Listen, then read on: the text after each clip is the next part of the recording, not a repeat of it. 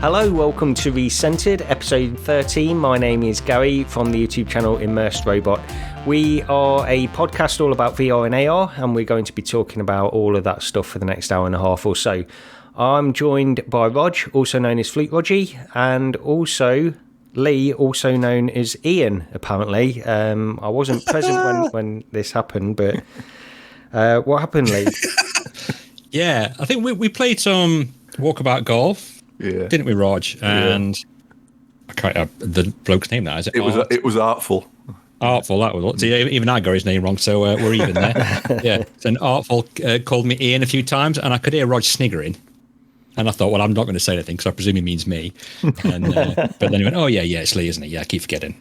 I said, I'm going to mention it on the podcast now, so there you go. That's for you.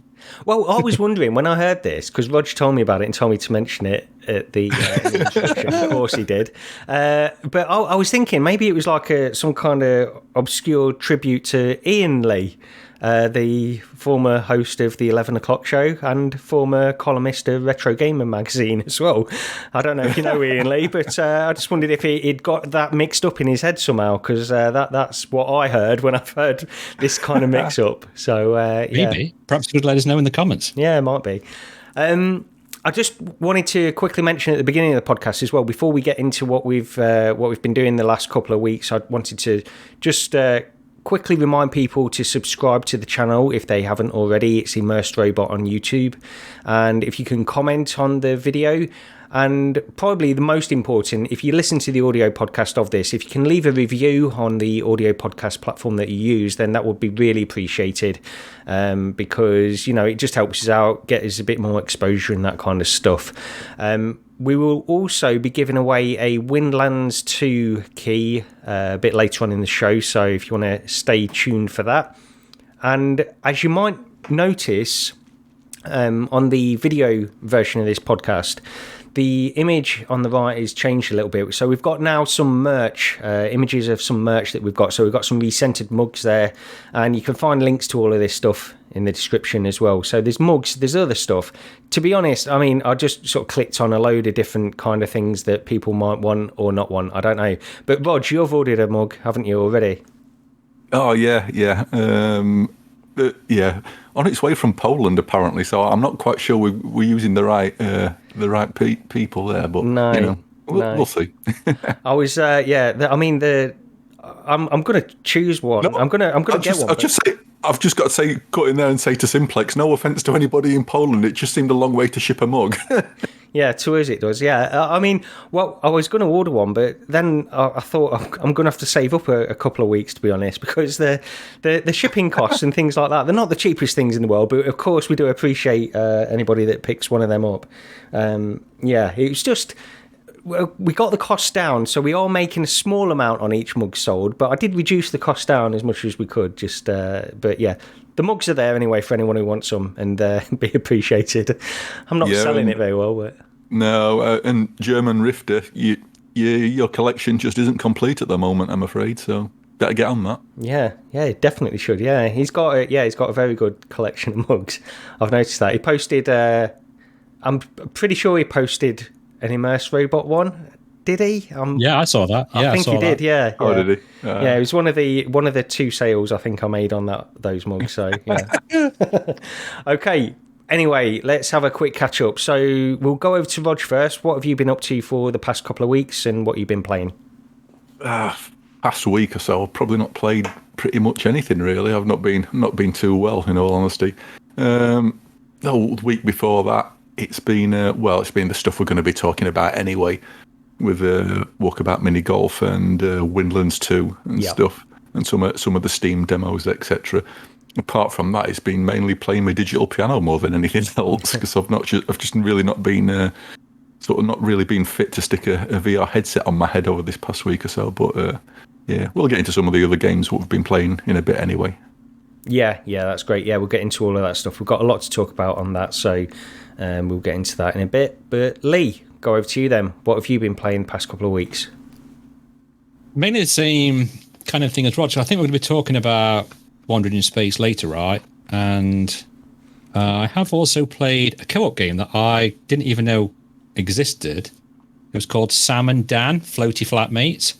I think, Rod, you've heard of it, right? It's from, I think it's like 2017. It's quite an old one, but it's a co-op game, and it is free as well. So I'd not heard of it, and I jumped in with a fellow VR content creator. I don't want to give too much away because I know he's got a video and it's coming out, well, we both have, like the end of this month, around about 22nd of February, maybe. So I don't really want to give too much away of what happened. What I will say is it's kind of an apocalyptic type thing, and you're the only two people left. And even if you look on the Steam read up, it says you have to try and reach to get together and then reach a boat and get to safety. What I will say is, communication is key. Now, unfortunately, my microphone wasn't working at all during the entire game. So that definitely makes for an interesting video. Yeah, so I'm sure just showing a bit of your footage actually of this. So I don't know anything about this at all, but yeah, it sounds like you don't want to give anything away because that's didn't give too much away. I don't want to spoil this video. Do you know what I mean? Yeah. It is, for a 2-player fun free game to play. I mean, the experience is maybe 45 minutes. I think I was on longer than that because obviously you do get to a point where you can hear each other, but my microphone wasn't working in game. So yeah, there was that. Yeah, but no, it's a cool experience. I enjoyed it. Oh, it's worth saying, if you do play it with somebody, don't set up sort of like comms beforehand, because the part of the actual game is trying to be able to communicate with each other at a distance without being in the same vicinity. And I know when I played it, I think I was on Steam chat with my mate when I were playing it because we didn't realise that was part of the game.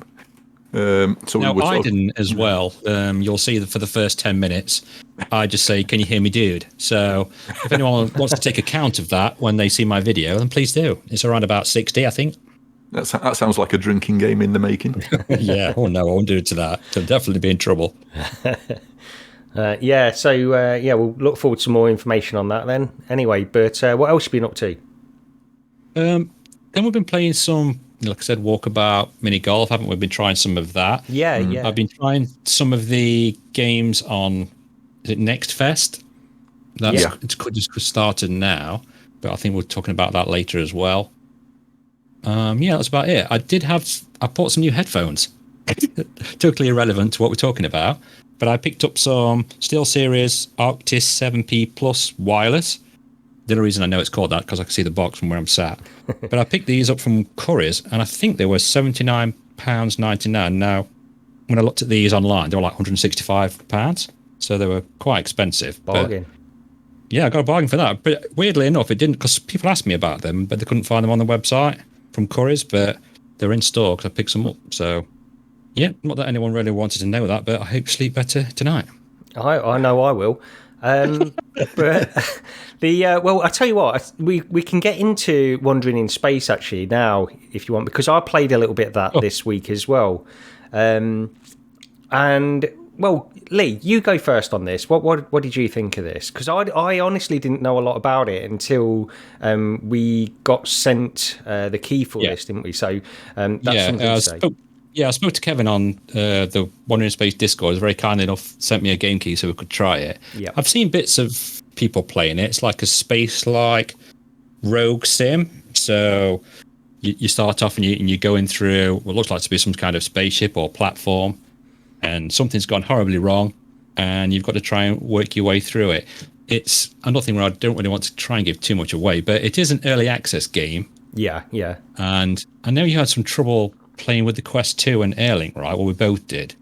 But I had no trouble on the Pico. Yeah. With the guns and things like that. But I really like the gun mechanics. I really like the quick action, the loading, the grabbing the ammo from your back, from the left-hand shoulder, a bit like Half-Life Alyx.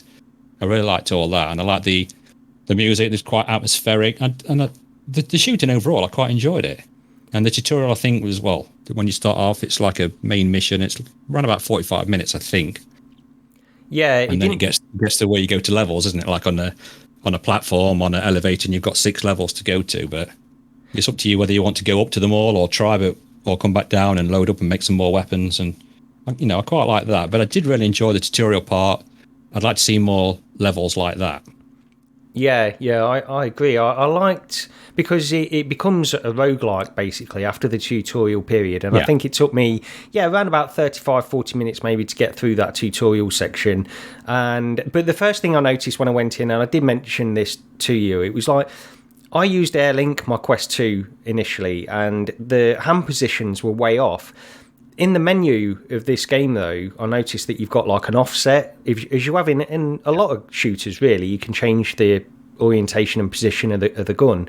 So I went in there and changed it, and I got the gun pretty much right eventually. But then I noticed that my left hand was sort of floating slightly away from the position of the controller. So whenever you turn it, the pivot point's all wrong.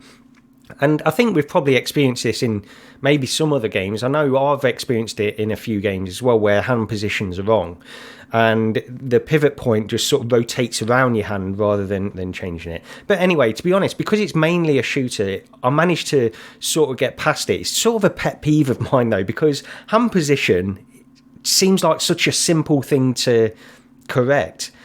And I think, you've reported this to them as well, haven't you, Lee? And I did mention it to them, it's still ongoing, so I'm not going to sort of bang on about that too much, really, because I'm sure they'll get it correct. But the options within that, you'll have to select which controller you're using, then you've got like an offset.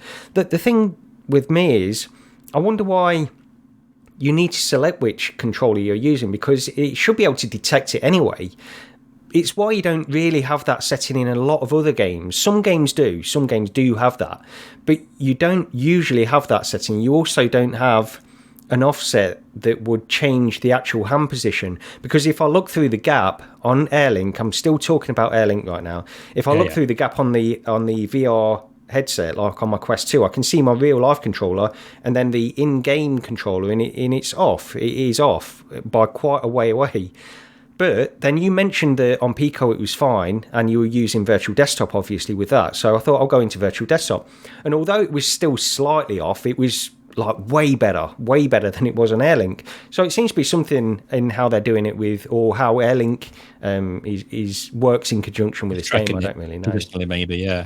I mean, I spoke to other people as well. When you said you're having that problem with it, I reached out to a few people who've played it, and they were like, well, no, I don't have no issues playing with it, but they've all been using Virtual Desktop. Yeah, that makes sense. This is why it makes me think it's maybe an Airlink issue. I will say that when I did try it with Airlink, and I know you've had good success with Airlink, but it was bad. It was bad for me, real bad. I seem like it's just in such a minority with that. I was saying, wasn't I, that the way you look on Reddit and people's experiences with Airlink and Virtual Desktop. I have a great time with Virtual Desktop usually as well anyway, but Airlink is either equal or better than my experience with Virtual Desktop a lot of the time. I'm definitely in the minority. I know I am. I don't know what issues people have necessarily, but a lot of people have issues with it. So I tend to use Airlink probably about 80% of the time, and then sometimes I'll jump in Virtual Desktop as well. But I think like the colours and things like that seem better in Virtual Desktop, but I just think that how Airlink uses asynchronous space warp to correct for reprojection and stuff like that. To me, it works slightly better than Guy Godin's implementation in Virtual Desktop. I think is synchronous space warp or something like that. That's the name. And they both work. It's not a huge gap or anything like that. I just prefer the Airlink version of that. That's all. But I know I'm in a minority. But no, I mean, I used to use Airlink a lot. I spoke about it, didn't I? But when I tried it, the last couple of times I've tried it, I've had some like weird white specks. It's as if someone's flicking a paintbrush at me at the screen. Do you know what I mean? And it's that, and it only happens for a couple of minutes, and then when I'm in game, it goes away. But that's something new that's turned up. That I don't know what's happened, but I don't know if I mentioned this before or not. I'm sure, didn't some of the development team for Airlink leave Meta? I mean, I'd have to double check for sure, but I'm sure I read something on Twitter about it. Yeah, I don't know that. No. It's a bit of a weird one with Airlink and Virtual Desktop. It can really be on a game-by-game basis for me. Yeah. Some stuff just runs brilliantly with Airlink. Some of the stuff runs amazing with Virtual Desktop. And then, what works great on one just doesn't seem to work well on another sometimes. So it's a bit annoying. Yeah. But what did you think of the game, Roger, you played a bit of Wandering in Space, didn't you, as well? I did play it for about maybe 20 minutes or something. I was still trying to get over a migraine at the time, so I wasn't in the best of moods. I wish the tutorial was more baked into the game. Rather, I'm not talking about the opening level, but when you start, it gives you a tutorial to go through, so you basically know what you're doing. But you just stood there and basically more or less a black void. It's like, do this, do that, do the other, okay. And it puts you into the game, and the first thing it does is then stick you up against a firing range and go, do this, shoot this. You think, hang on a minute, you've just taught me how to do this. Yeah, now you're teaching me again. Why are you doing that? That does not make sense. Yeah, they could incorporate that into the actual game itself. Yeah. I agree with you there. So you could actually pick bits up, and as you're going through to another bit, by the way, you need to pick this ammo up, and this is how you do this, and this is how you do that. Yeah, that as you run into the first bit, that would make it that better. Yeah, that opening tutorial set, where you stood in the void, they should strip that out, and that should be fully integrated into the game, definitely. Yeah, it might be, like we say, it's still early access, so maybe we can take that on board. But yeah, I mean, I thought there were definitely moments in it, like going through, especially like you were saying, Lee, going through that first section, which is sort of just carries on from the tutorial section, where you start shooting the enemies and stuff like that. There were definitely moments in that I thought, actually, this is pretty good what they've got here, and it is still early. I did still have a few, like there was hitches and stuff like this. You see, the thing is with hitches, I can sort of forgive it a little bit for that. Like when you're going into a new section and you get a sharp like lag spike and things like that. The thing is, optimization can often be something that they do a little bit later on in the development. So, if we get a few performance issues, then maybe that's not the end of the world. I mean, one thing what did kind of amuse me more than anything, and I don't think this is intentional, but I don't know if you played this far, Gary, but like your little computer friend, it's like a football floating in the air, isn't it? A bit like that Vespa, what's on Netflix. And that's opening a door, and it says, right, I've got 2 minutes, you're going to have to hang on. And then all the enemies suddenly pile out from everywhere. Someone's shooting some green. Yes, yeah, that's right, yeah. And then some others. But I'd run out of ammo, so I was just like running away from them. And because I was slightly quicker, it kind of turned into a bit of a Benny Hill moment. Yeah. You know what? Bit of a reference there for folks in the UK. So I was kind of running around for 2 minutes, just trying to avoid them. And I thought that was a bit weird. But then when I ran through, and then it shows you like the space station where everything's gone terribly wrong. I mean, I did like the storyline. You pick things off the floor, don't you? So you pick your ammo off the floor, and you do pick these random like syringe type things that you inject into your arms, and then it's like an audio log. Yeah, I like that. I do like that implementation. Well. The only thing is, when you're listening to an audio log, you can't. And can you take it out and it still keeps playing, or because that's the thing I noticed, you can't like increase your health or anything like that while you're listening to the audio logs. It's a weird thing having to listen to an audio log with a massive syringe stuck out the back of your hand. Yeah, it's just weird. Yeah, it's strange. I mean, you do get distracted, I think, because I picked one up when I'd opened a door, and then all of a sudden, like an infected mutant thing can run around the corner, and I panicked with this like audio syringe hanging out my arm, trying to shoot at it. And I thought that's quite a good take. But yeah, I had a few bugs as well, where a few of them were stuck in the walls. And a bit of a bug, I don't know how you find like trying to grab things off the floor. Sometimes it did highlight, and even though I was clicking grab on the controller, it wouldn't pick it up until I did it a couple of times. Yeah, I didn't get that myself. That once it had highlighted, I did sometimes have a problem, getting the position right to get them to highlight. But no, once it highlighted, I don't think I ever had that problem. The other thing, quickly, is I think like the variety of enemies you get straight off is really quite good, because you get a lot of different styles, and you've got this really huge guy at the end of that sort of tutorial those first 40 minutes or whatever it is. And it exploded right in my face and killed me. Yeah. So yeah. But no, I mean, I enjoyed it, and they've got a few things coming out, haven't they? I think they've just put on Twitter that they've been experimenting with doing a PvE multiplayer. And it looks like the same sort of thing as the tutorial. I think you're multiplayer, but you were guiding a doctor or a technician through part of the area, so you've got to try and protect him. So that'd be quite cool. That'd be better.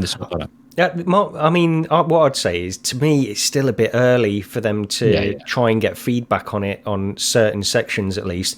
And the thing is, it's not that expensive, but they are charging for it as well.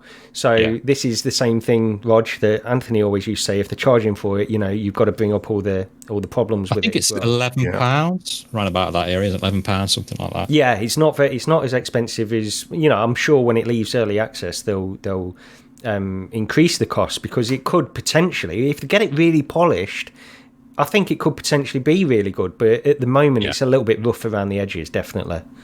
Yeah. Okay, well, shall we talk about some Walkabout then? Because we've all been in there.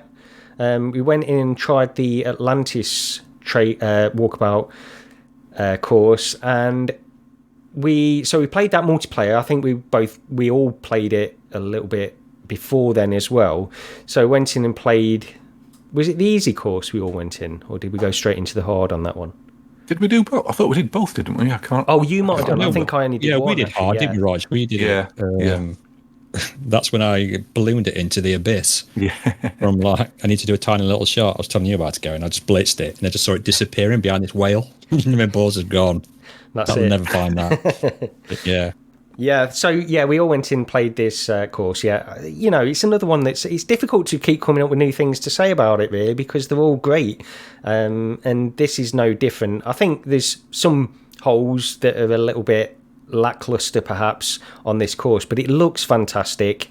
And, it's just still a joy to play, especially in multiplayer. And I'm not really a multiplayer person, but just going in there and having a relaxing round and having a chat, that's really what I like the best about this. But It's probably one of the best, if not the best looking courses they've done so far. I think they've really pushed it.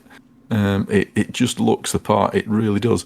But like you say, it's the actual hole designs are a bit on the basic side compared to some of the more recent levels, compared to, say, the 20,000 Leagues one or the Mist courses, where there's a bit of imagination there, where with the holes on this one, the design of the hole seems to sort of go really back to the simple sort of first courses, what were in it.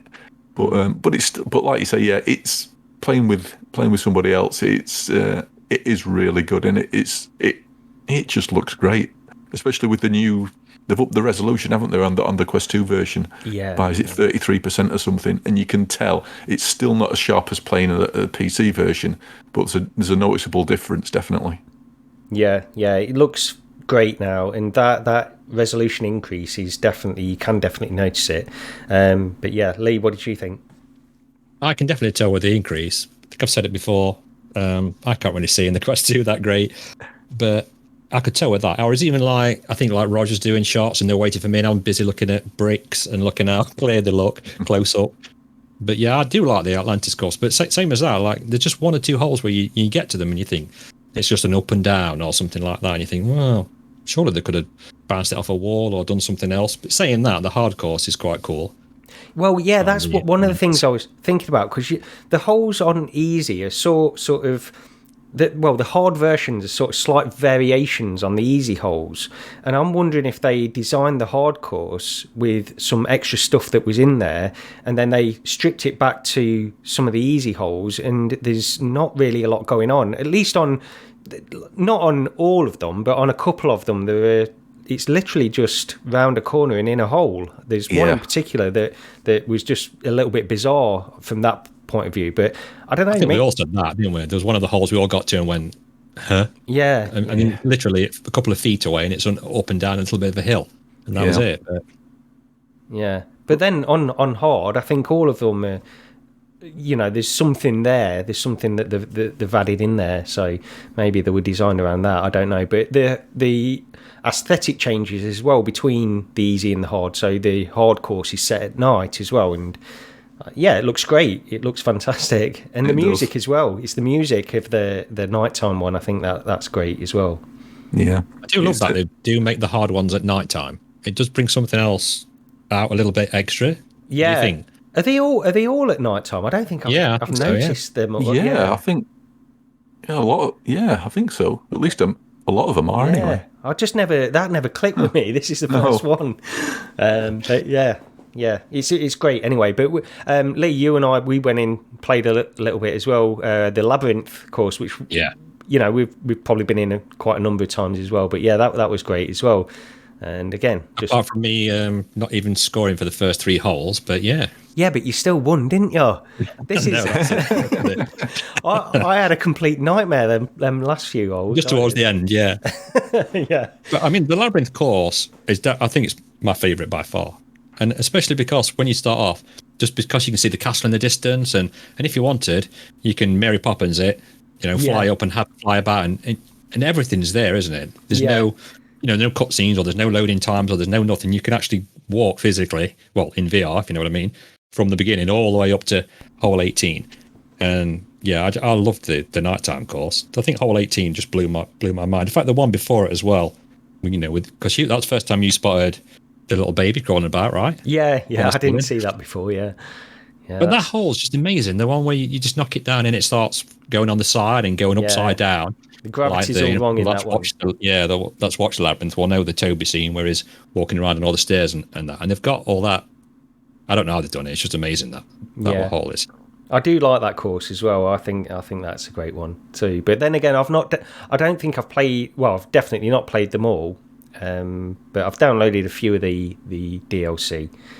But yeah, still a great game, and it will continue to be, even with the increase in price on these DLCs as well. It's no big deal at all. I don't think it's. I mean, it's gone up. I think it's like gone up 70p. That's it. Yeah. In over here, and it's they probably should have been that from the start. Really, in all honesty, the value you get out of them. So easy, yeah. I mean, what's it like $3.99? It's like the price of a coffee from Costco. In the UK, it's $2.99. It's $3.99 in dollars.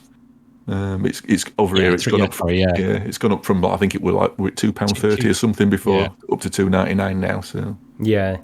For how much fun you have, and like you said, Gary, it's not just the playing the golf bit that's fun. It's the chatting and talking and just having a general laugh with each other. That brings it out to be more enjoyable. Well, that's why this particular game, because there's a lot of games that you can play in multiplayer, but you're often too distracted to just have a chat at the same time.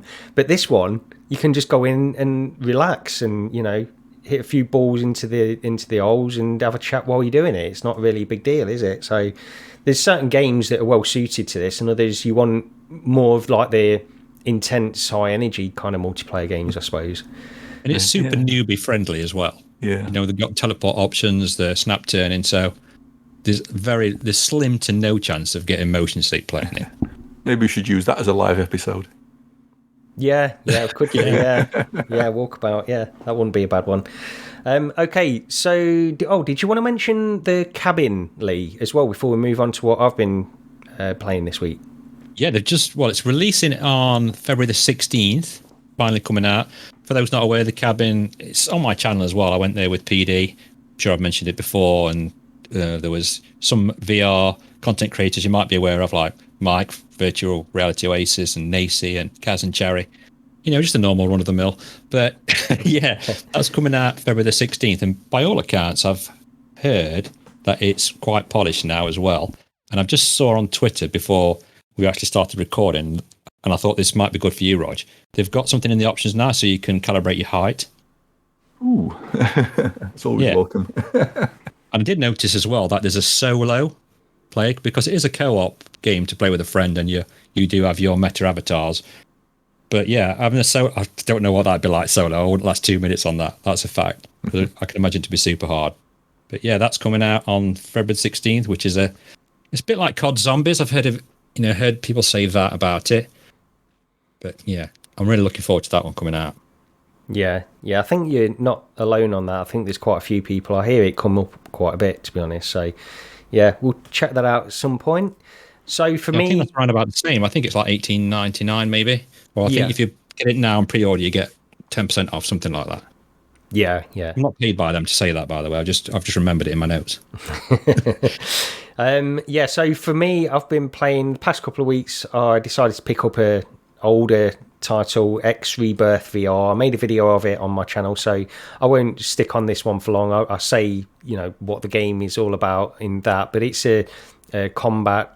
Like on paper, I said in the video, it's a bit like Elite Dangerous when it's described in that way. It's space trading, combat sim, but it has got a lot of differences to Elite Dangerous, and when you really break it down and get into it, it's not really a lot like it doesn't play like it, but it's something I wanted to give a try, and I'm really enjoying it. I've got to say, I think I used the word complexity about 10 times in that video. I think I was just trying to get my point across too much, but it's not something that you can just go into for a couple of hours and pick up everything that you need to know about it. It's going to take quite a long time to really learn everything with it, but it's enjoyable. It looks good, not quite as going for that realistic kind of aesthetic as Elite Dangerous or something like that, but the planets, the lighting and things like that doesn't look great. But the background, like the backdrop of space, and when you look at some of those things and the visual effects that they use at certain sections are really, really fantastic. So, and the interior actually, spacecraft looks great too. But you can tell this is from 2017, so it's an older title. And although I don't know a lot about the X series or franchise, it dates back all the way back to something like 1999. And this is the first one I was ever aware of. And because I was following VR obviously quite closely in 2017, so I did know about it from back then, but I didn't ever dive in or really hear a lot about it either. So it's something that you can, if you're into those kinds of games, it's something to keep your eye on. I would just say that really, you've really got to be into like those Elite Dangerous kinds of space games, really. I don't know if any of you guys have heard of this or played it at all before. Yeah, I played this, or tried to play this back on the CV1.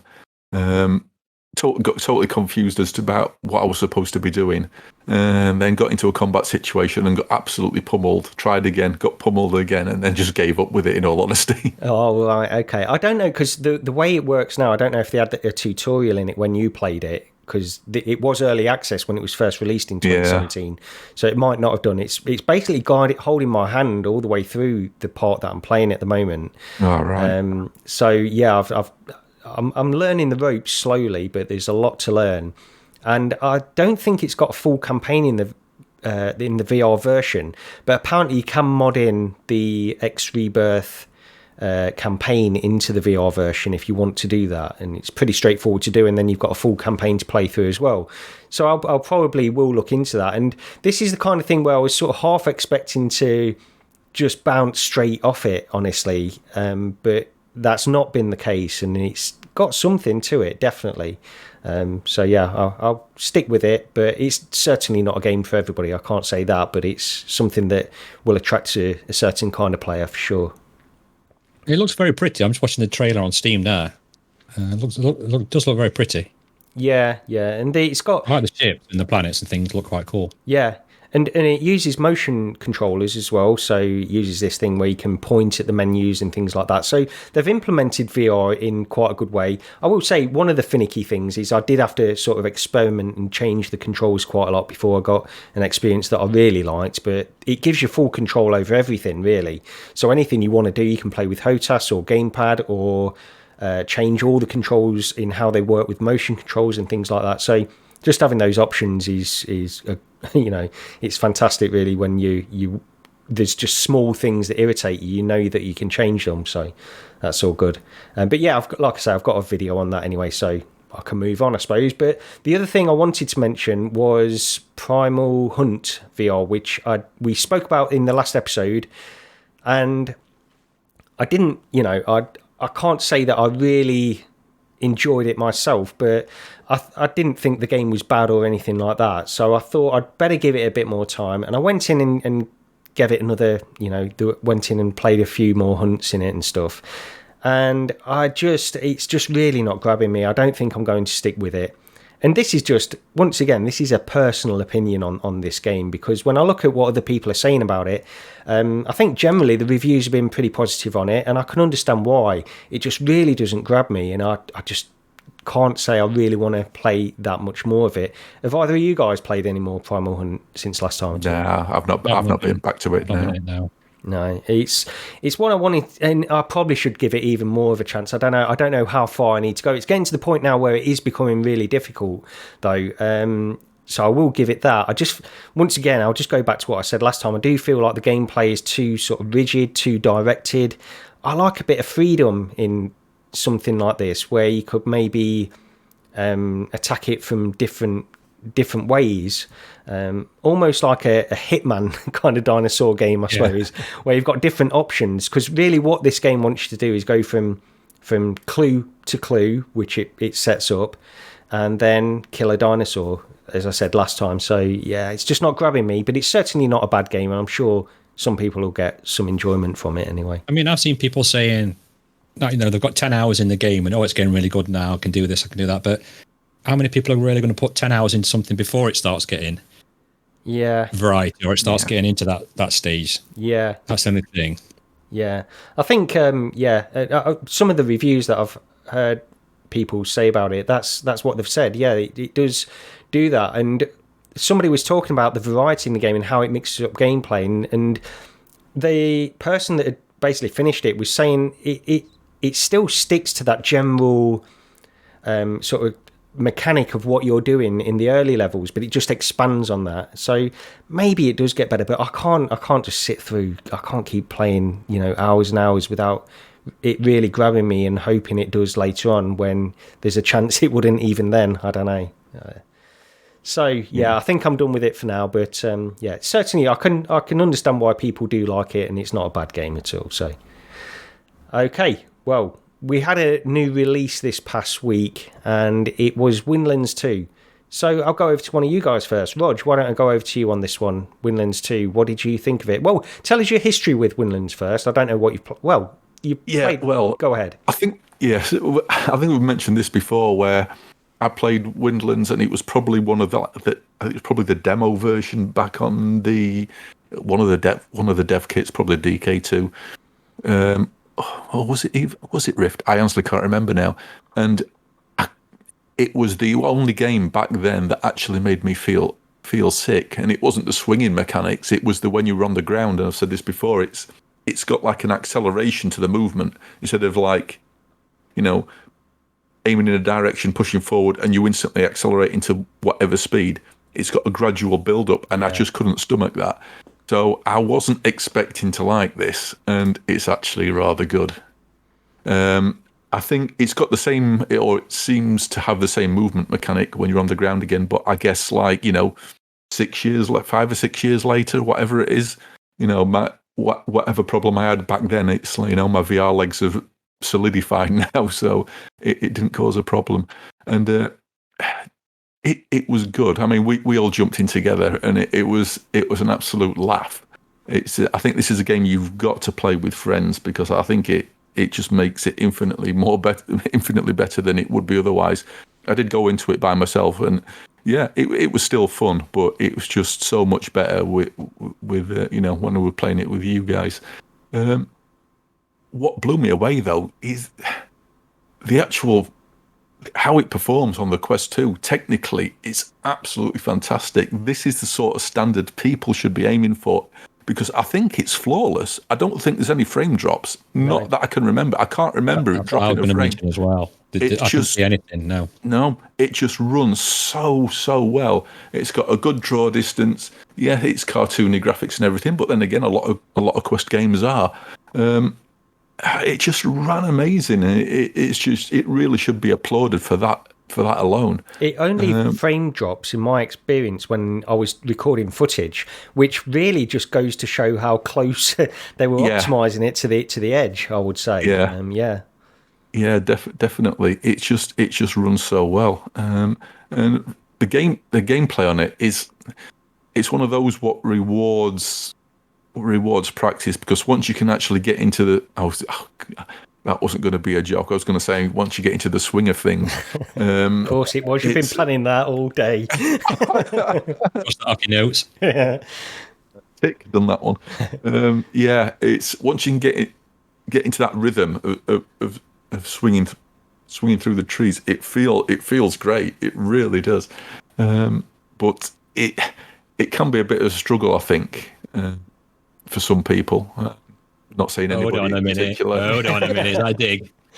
But yeah, it's just So it's basically sort of like you get waypoints, you swing your way to them, and then you finally get to a big boss which you take down, which seems to scale with the number of people in your party. Because I know when I got there, when I was playing by myself, it's the number. I think was it the number of shields or the amount? Yeah, amount you actually hit it. It was definitely a lot less than when there was 3 of us.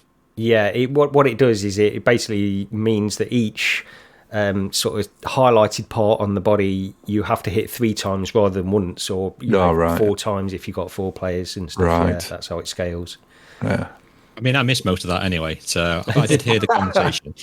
If people want to check it out, it is on my channel where I tried to join Gary and Rog playing this game. But yeah, I thought it was fantastic. I really loved it. I mean, I've not played the original Windlands, so I couldn't give any feedback on that. But I'll just echo what Rog said with how smooth it ran. I mean, I was recording as well on the Quest 2 in quite a high resolution, and I just had like one little frame drop, I think. Yeah. While I said, I tried to grab it, and it like skipped a little bit, and I think it did prove that on the video. But apart from that, it just ran beautiful, and it looks really good as well. I mean, you did a comparison video, right, Gary? And there's not really that much unless you really stare at it. Hardly anything. I mean, there's a few visual effects, and I put that comparison video out, and we've got people, commenting saying, "Oh, it's a low poly game, and of course it runs well," and this kind of stuff. I honestly don't think they've got a clue on how much it's taken out of the Quest. The draw distance is the thing as well with this. That's what you got to remember. It's an open world, well, sort of pseudo open world. You go to different areas, but each area is massive, and the draw distance is huge. So yeah, I mean, it runs fantastically well. Looks almost identical to the PC version. Few small sort of visual effects, really. There's hardly anything really in terms of it. A bit softer than the PC one. Sort of like, I don't know if you said it. Somebody mentioned it, compared it to sort of like Walkabout mini golf before the patch had hit. In that, it's got a slight softness to the image, but nothing you'd complain about. No, that's probably the best thing I could say in terms of like to give people an idea. It is sort of Walkabout pre-patch, and then Walkabout on PC. That's probably the difference that you're looking at with these. But I mean, the swinging mechanic as well is so good. I mean, to where you're placing your hands, it actually feels in your brain like you are actually swinging on it. Yeah, and when you do get it right, I mean, I very rarely did, but when you do, and you get that speed up, and you're doing it so effortlessly, it is really cool. And then until you fly over a cliff, and then Rog follows you. But that was good. I love that bit in your video. Yeah, everyone should go and watch that. That was the first time we'd all been into this, and it was just a bit of a story. I can understand, because it does take a bit of practice to get that swinging right, honestly. And Lee, you did your best. That's all we can say. I did my best. Yeah. And I definitely need the practice. Yeah. But like you say, once you get it, it feels great, and it does take a bit of practice. Yeah. Saying that, I didn't get frustrated at all playing it. So if you are a new player like myself, and you are bad, you still want to carry on playing it, because I mean, I still want to carry on playing it now. Yeah. So yeah, I did really enjoy it. And like you said, the draw distance, when you shoot your arrow and it opens up the doors, and then you stood there and you can just see forever. Yeah. And you see all the things in the distance, and I think, wow, it just looks amazing. You compare that landscape to the one in Primal Hunt. Yes. And it's like it destroys it. It absolutely blows it away. Yeah. And the draw distance is huge. Yeah. Where we play Primal Hunt, okay, you've got more creatures on the landscape, maybe whatever, but you've got that fog fading in. Where with Windlands 2, it's just it's extremely impressive. It looks great in the Quest 2, and honestly, for me, this is it's probably one of my favourite VR games anyway, all things considered. And it's an older one now, but on the Quest 2, I'd rank this really highly among my favourite Quest 2 games. I finished it in a few days, really, and this is the first time I've finished Windlands 2, and I don't know how I've not finished it before. What it is, I've started it God knows how many times on my PC from back in the day, and I always got to a certain point, and then I seemed to get lost. And I don't know if the Quest version, and maybe the developers could confirm this, I don't know, but they had this just seemed to be directed. You had sort of checkpoints in between checkpoints with this version, which I didn't notice on the original PC version. When you get later on in the game, I'm talking about, not at the beginning. So it guided you a little bit more, I think. But yeah, one of my favourite Quest games without a doubt, really. Yeah, I mean, it wouldn't be me commenting on something without going into the negative somewhere. But it was just mentioning the checkpoints there. I had an absolute problem at one point. You two had got to the the place where we were supposed to be going, and I just got stuck. And I'd followed the checkpoints, and it just took me totally off course. It took me it wasn't far away from where I needed to be, but it took me away and around a corner to a point where I couldn't get up to the place I needed to be. You know, if you remember, you came back down and went, no, it's back round this corner. And I know what you mean. They're like the checkpoints on a higher level, aren't they? And it'd be good if they had some sort of arrow, or I don't remember seeing anything like that, do you? So they told you the checkpoints higher or lower. What they have, so I don't know, here's the thing, Roger, I don't know if on that instance, if what you were looking at, because you have these checkpoints which are basically respawn points throughout the level anyway, they're scattered all over the place. Then you've got a distinct checkpoint, which is and it has a distance on it. That's the one that you should be following. I don't know if you'd followed one of these other sort of respawn points or not. I don't know. I think it was the respawn. Yeah, it was. It probably was that, and I could see where the thing was. But yeah, when you're following the checkpoints, it's maybe those checkpoints should be more or less, I think, in line with with a route that you can take to get to your destination. But this didn't. It took me round somewhere else where there was absolutely no way up to where I needed to get, which was the total confusing point, and I needed to just backtrack a little bit round the corner, and then there was the route up where I needed to go. Yeah. But that aside, I mean, I'm totally nitpicking, but that's my thing. Yeah, it's I love it. Completely recommend it. So I didn't say the price. So it's £18.99 over here in the UK. It's $24.99 in the US from SciTech Games as well, and we actually have a key to give away. So thanks to Mike, VR Oasis, who I believe is the community manager for SciTech. Is that right, Lee? I'm not sure if he's the community manager. I know it's had a lot to do with putting the pitch across and trying to get this onto the official store, hasn't he? So he has worked with developers quite closely on it. I think because when I requested the keys for this, Mike, I don't know Mike's VR Oasis's surname, and I won't say it in case he doesn't want it out there. I don't know, but somebody called Mike, emailed me back with the keys and gave them. So I don't know if it's the same Mike or not, but I assume it is anyway. But yeah, thank you to Mike anyway. Whichever Mike, for giving us a key to give away, and we'll be doing that. How will we be doing that? I forgot now. Look out for Twitter. That's it. Yeah, we have a Twitter account. Yes, we did. Did I not mention that at the beginning? I don't think I did I? I missed that one. Yes. So we've now got a Recentered Twitter account as well, which you should be following already, even though you didn't know about it. It's at RECENTERED, and it's on the video version of this anyway. But yeah, if you follow us, and then when this podcast goes out, there will be a tweet that you can check out of, and if you retweet that, then you'll be entered into a giveaway for Windlands 2, a game which is absolutely fantastic. So check that out on Twitter. Wow. I mean, there's speedruns on it as well. We're not mentioning that. How cool. I mean, you guys did really well on the speedruns, right? I mean, I just gave up. But you can even play that multiplayer as well, right, Rog? You can do the speedruns all together if you wanted. Yeah. But it's that was a slight gripe of mine as well. The speedrun's really good, but when you go to start it, it puts you like in an area obviously made for like multiple people. Yes, but if you're just doing it by yourself, it puts you in this area. You have to turn around, walk over to a console, press the button, turn back round, and then get ready to do the speed run. And if you reset the speed run, you have to do that process again. It's like, no, just give me an instant restart. Don't make me having to wander over to this console, come back, and Well, you can probably guess what I did. I actually started it and then shot straight off the edge the wrong way, off the edge of a mountain. So I can see why some people might get a bit confused with that. Like you said, if the console was there ready, you press the button, the timer comes up, and off you shoot instead of turning around and running around to it. It would be a bit easier. Yeah, it's I mean, we were doing okay on the speed runs, and then now it's been released. I don't know if you've checked the global. We're dropping down rapidly. We are now. So I knew it would happen. So, yes. Never mind. But yeah, that's Windlands 2. Check that out if you haven't already, because I personally love it. I know.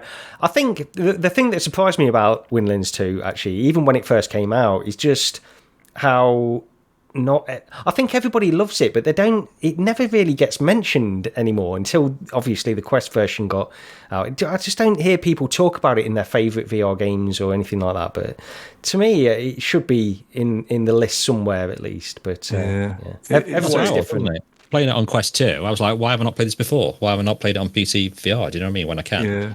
I totally ignored it simply because of the fact of the sort of a bad experience I'd had playing the very early version of the first one, and so I thought, it might make me ill, and it didn't. So no, neither did it me either. I mean, I get jelly legged, like I said, so and I didn't get any motion sickness playing that at all. I just thought it's fantastic, such a fun, brilliant game, loved it.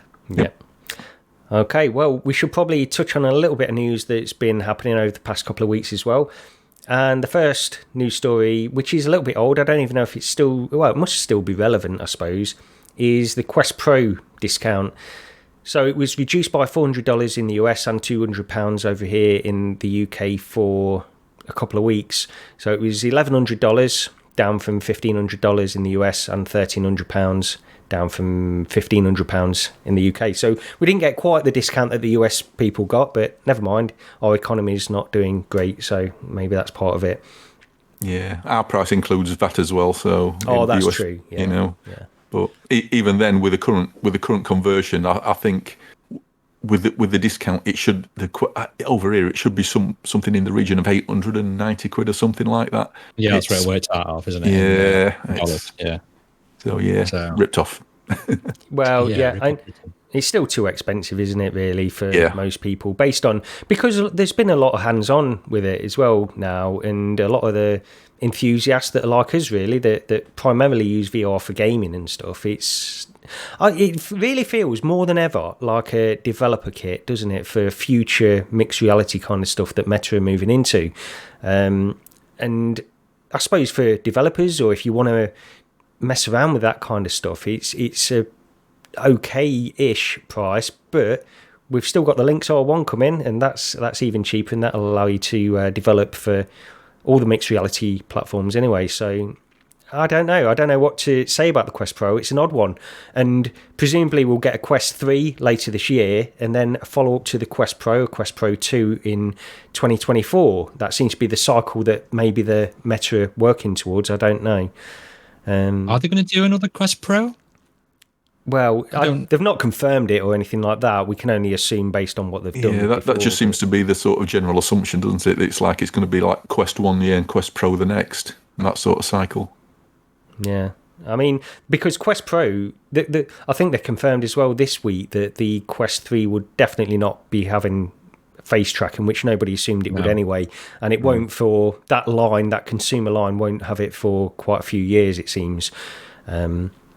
So I think the Quest Pro is just going to be the thing that they always stick in the latest technology into and charge a fortune for, in the hopes that developers will get it and start building stuff for the more consumer. It's a strange one though, right? Just out of the blue, all of a sudden I just saw on Twitter, oh, by the way, Quest Pro's got a discount, but it's only for 2 weeks. You think, what? Oh, this is a bit random. Some people are speculating it's because of the HTC Vive XR Elite thing, aren't they? That's why they're doing it, to push people away from that and more towards their platform. I don't know. It does seem odd. Aside from that, it does really seem odd, because what's the point in that?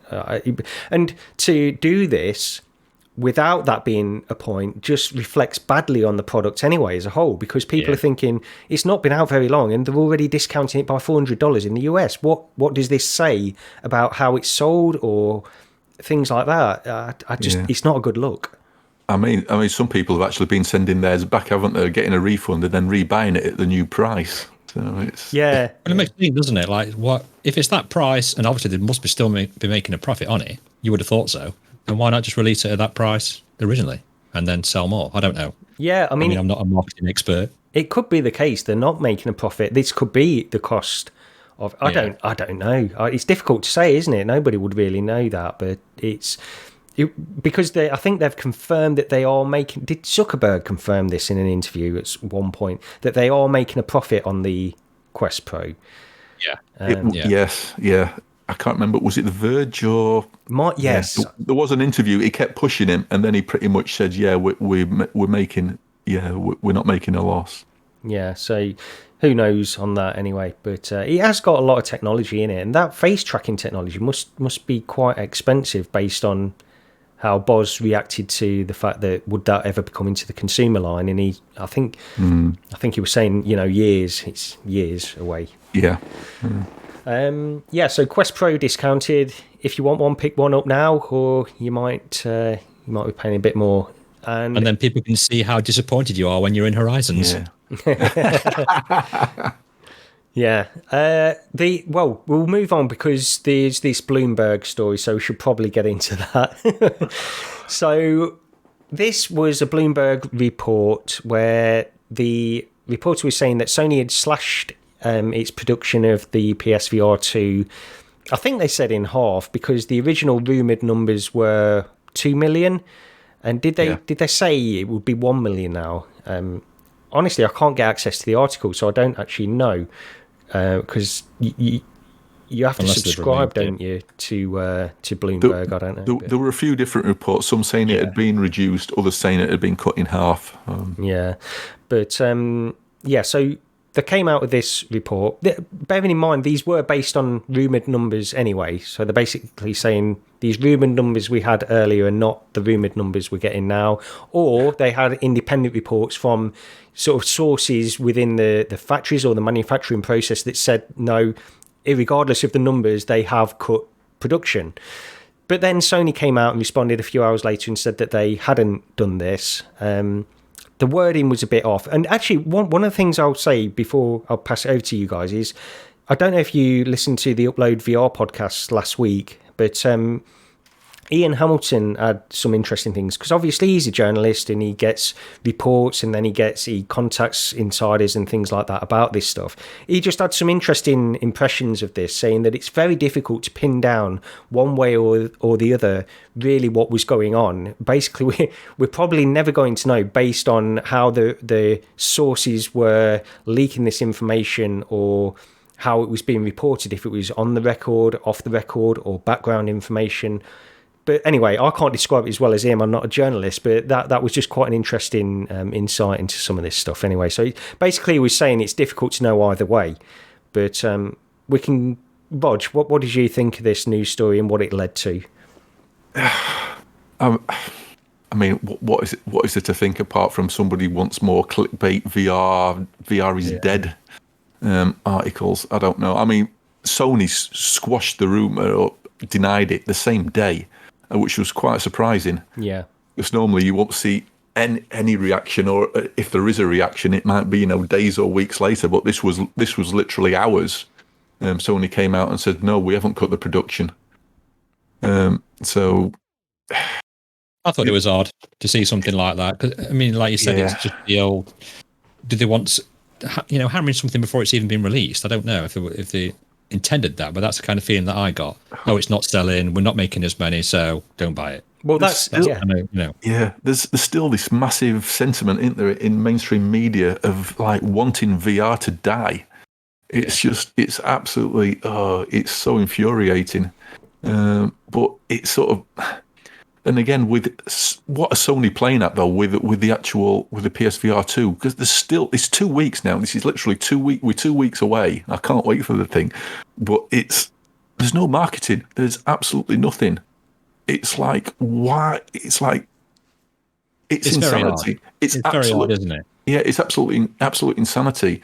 I was on, I think it was a Gamertags Discord the other day. Today, it might have been today. And Wolveraza posted a message on there. One of his sons wanted the new Hogwarts game, so it took him to GameStop to pre-order it. And he was there. He was talking to the district manager for GameStop wherever he is. And he was asking him, saying, "What's the deal with PSVR? Are we going to be able? Are you going to be able to pre-order it in store and everything?" And basically, they know nothing. Yeah, that's not good. It's like the district manager for GameStop is like has zero information. They've not been told anything. She didn't even know if they were going to carry it at any point. It's like, what is happening? They had that blog post, didn't they? Was it yesterday or the day before? Which is all they're doing. They're just releasing blog posts, it seems, sporadically. Yeah, and the public. Yeah, sorry. That one yesterday, it was a little bit of a boring blog post, even as like an enthusiast of VR and that kind of stuff. It's really comparing it to the last generation, but it was quite long-winded, and I just struggle to think if you're mildly interested in VR and you go through that blog post, it's really not getting you that excited for it. But yeah, the promotion around it is just madness at the moment. There's absolutely nothing at all. I think it's mainly us not us personally, but the VR community that's promoting it more than anything, because that's all I see on my Twitter feed of people excited about it. I mean, some of the stuff we're going to be talking about soon, but I seem to be seeing very little from PlayStation about it. Yeah, was it Brian from PSVR Without Parole? He'd done, was it a video or a list of 115 games that are in development or something like that? Yeah. And was it Shuei Yoshida, one of the guys from Sony, retweeted that list or something, daft. Yeah. And he's like, this is your advertising? Well, the thing is, Shuei Yoshida was in charge of the previous PSVR. I think he was head of content, wasn't he? First-party content or... at Sony, PlayStation, and during his time, it was just fantastic. We were getting all these fantastic exclusives on PlayStation. He was in charge of at least, presumably the content for PSVR, the original PSVR, and he was always talking about it on Twitter as well. So yeah, he's a real big proponent for VR in general, I think, to be honest, and it's great that he still does seemingly have that, even though he's not in the same role anymore. It just makes you wonder if there's still factions within Sony who just aren't bothered and are fighting back. And it's like, it's you've got the people there who are convinced it's going to be a thing, and then other people making the decisions saying no, we're just not spending any money on getting the information out there. I'm convinced Jim Ryan really doesn't want to do something like this, honestly. The way he spoke about VR and that kind of stuff, I'm sure there's been quotes that he's given in the past where it just doesn't really seem like a big supporter of VR, a big believer in it. And I was thinking as well, because this article by Bloomberg, it's almost like you say, the damage is almost done by just having that rumour out there is bad enough, because it's almost like a self-fulfilling prophecy. If people see that kind of stuff, they're going to be thinking, well, these lower numbers, does that mean third-party developers are not going to jump on board with PlayStation? Does that mean Sony's incentive to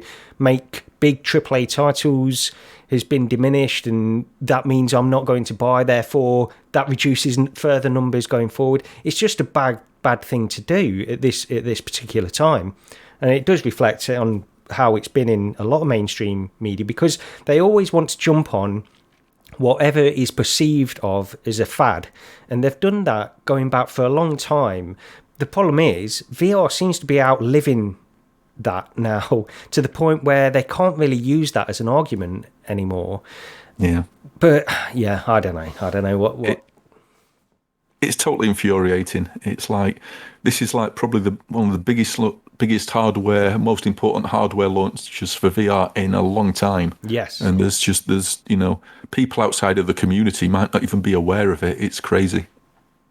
Yeah. Well, I mean, we're supposed to be having them in the UK in Curry's. I did speak to the gen who was busy on his phone when I was playing with all the toys when I was in Curry's. And I said, look, you could be stocking PSVR2? He went, yeah, we'll be stocking it.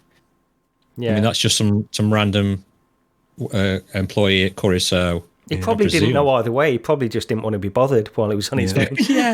But the thing is, why can't you pre-order one in Curry's? Why can't you pre-order one on Amazon? You can't, can you, anywhere? This is Sony, though. I can expect people going into Curry's, and the first time they'll hear about it is if they see it there. Yeah. But I think this is Sony. I think that you just can't pre-order it. I think when it's been out for a week or a couple of weeks, you'll be able to get it on Amazon as well. I think they must be doing that. It just makes sense, really. I think they just want to get all the profits from the pre-orders from people that are really enthusiastic about it first. That's all it is. Well, this is it. I mean, we're all excited about it because of the technology in the headset, for one, and the fact that it's for gaming. Yeah. It's not a Quest Pro in that regard. We're all wanting to play games. We're all going to get these fantastic games on it. I mean, like that Horizon looks fantastic.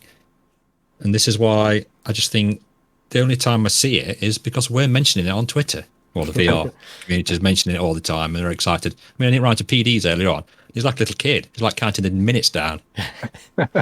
Yeah, well, I don't think I've been sort of like this looking forward to something VR wise since I was waiting for my original DK1. And it's not even the headset. It's the games. It's it's Horizon. It's Resi 8. It's GT7. That's been popping up on my Twitter. Everybody's buying steering wheels and seats and all sorts. It's ridiculous the amount of people who are buying not just steering wheels, but the actual full-on sort of like bucket seat racing seats, metal frame thing to mount everything onto. I'm thinking, I hope you know what you're getting into, and I hope you're really gonna want to use it that much, because I had a racing wheel on a Wheel Stand Pro which you can sort of collapse and just shift to one side, and that became just too much of a nuisance after a while. So these people buying full-on rigs, it's like, I just hope you've made the right decision. Yeah, I bought a Logitech one. I think there was PlayStation compatible. Is it like a G29 or G29? Yeah. Like that. And I bought it just to play Euro Truck Simulator 2.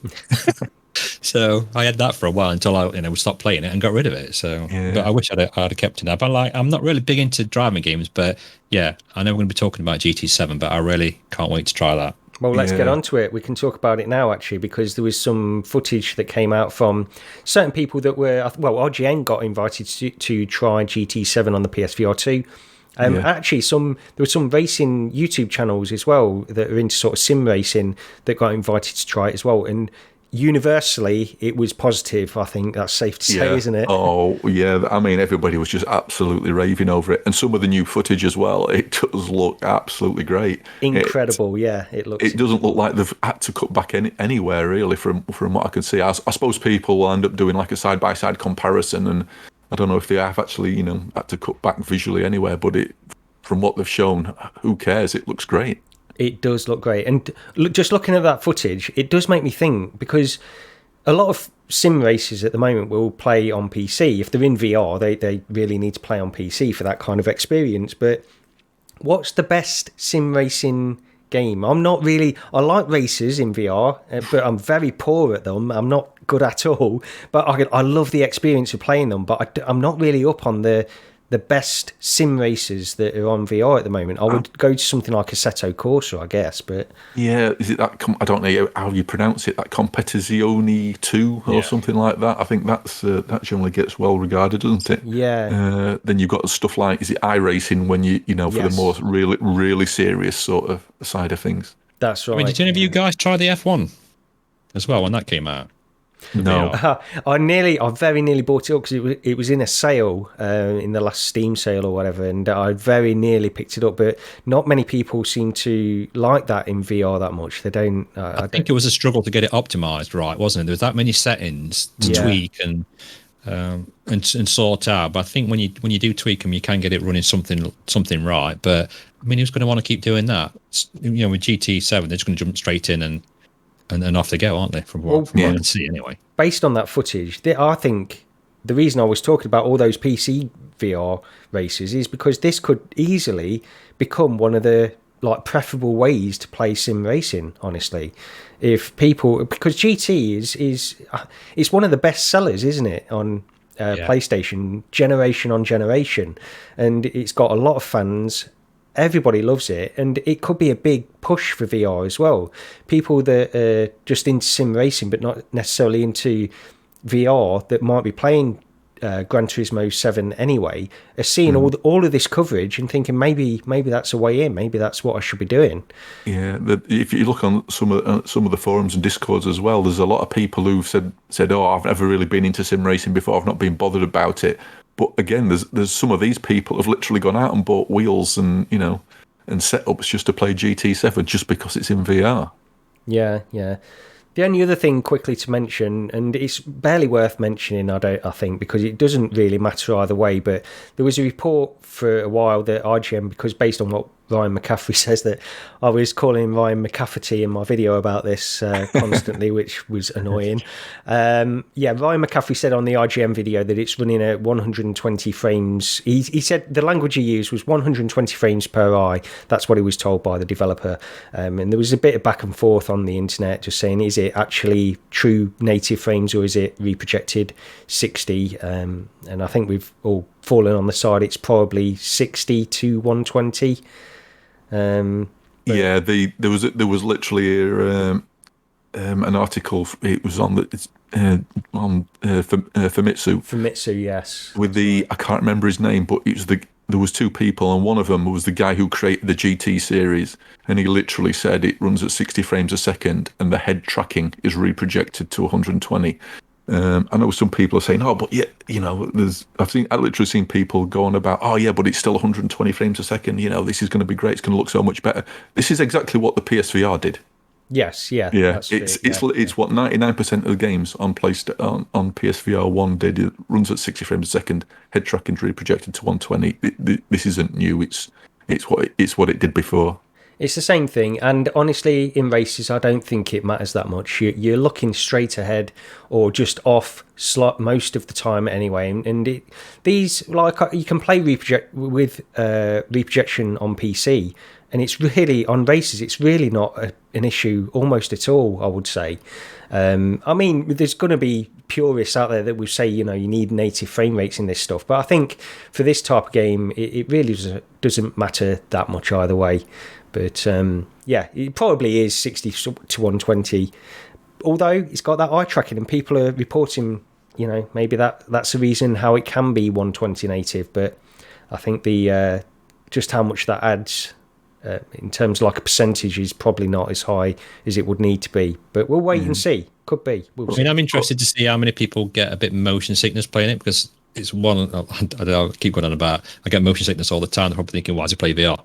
But it's just the driver one. I think it was a Assetto Corsa. I tried that, and that made me quite motion sick as well. I don't know if it's like a frame rate issue on my PC or what. It's a really weird thing. I can't remember if I mentioned on here before or not, but my dad's not a gamer at all. But going back to the DK1, I've shown him stuff on all the generations of things.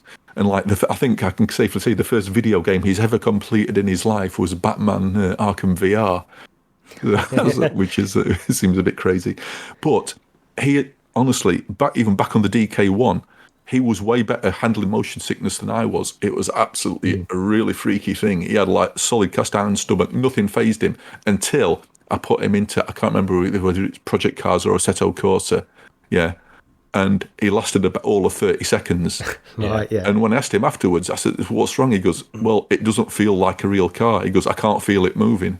Yeah, and he couldn't stomach being in a car where he couldn't feel the motion. Yeah, it's something that goes back. Sorry, Rog, to when you're younger. I mean, I used to get motions actually car sick when I was younger as well. Yeah, things on waltzers and stuff. No chance. I mean, I used to get car sick when I was a kid. If I was trying to, if I tried to read something or look at anything else, or do anything other than look out the window, I was really bad. But yeah, it was just a really strange thing with my dad. He played, there was a demo called Delta Draconis, which was like sort of the air car demo of its day. And he could handle that. He could do loops in that, like Elite Dangerous, no problems. Anything that wasn't grounded in reality, it was absolutely fine. And put him in a car in VR, and nope. That's weird. So you're talking about air car. Then I can remember going on that. I think I've got a video out of it. As long as I was going in a straight line, I tried to pivot slightly. Just like a slight degree, just used to send me big time. Air car was a great one for showing people who are new to VR. So, it's like, do a roll, and they're like, I don't want to. That's still a great little experience to go into for anyone who's not tried it. It's free. It's free, and it's not. There's not a lot there, but it's what is there is great. So yeah. Also, news story. The next one is about Echo VR. The servers are shutting down on August the 1st at 10 a.m. So this is a bit of an odd one, bit of a surprise, I would say. Most people would say anyway, because I think the numbers that Boz was quoting, wasn't it something around the 10,000 active users? Yeah, that's what I've heard. Yeah, so 10,000, and then at one point he said low 10,000, so it could be more. But yeah, that's weird. Low 10,000. So does that mean 20,000 or I don't know. But anyway, this is a surprise because it was one of the most popular multiplayer games. It was free to play, and this was never an unpopular title at all. But they've decided to shut it down. Ready at Dawn are moving on to the next project, which whatever that is, we don't know yet.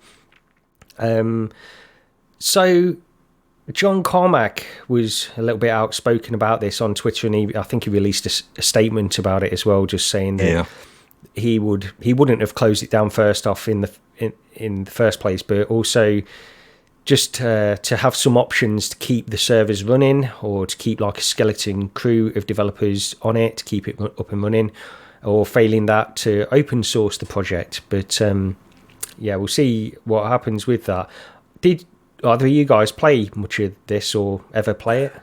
Not really. I did when it first launched. It just wasn't quite my game. I always wanted it to be more like, I don't know, sort of like Ender's Game, which it sort of like did get sort of compared to, but I wanted it more sort of like, more deathmatch type things rather than throwing a frisbee about, which just, it didn't really appeal to me much. There was Echo Combat, wasn't there, which was a similar thing? But which was, I think that was 3-on-3 still, though, wasn't it? And it was Escort the Flamingo or something. Oh yeah, really that's strange. Right. Yeah.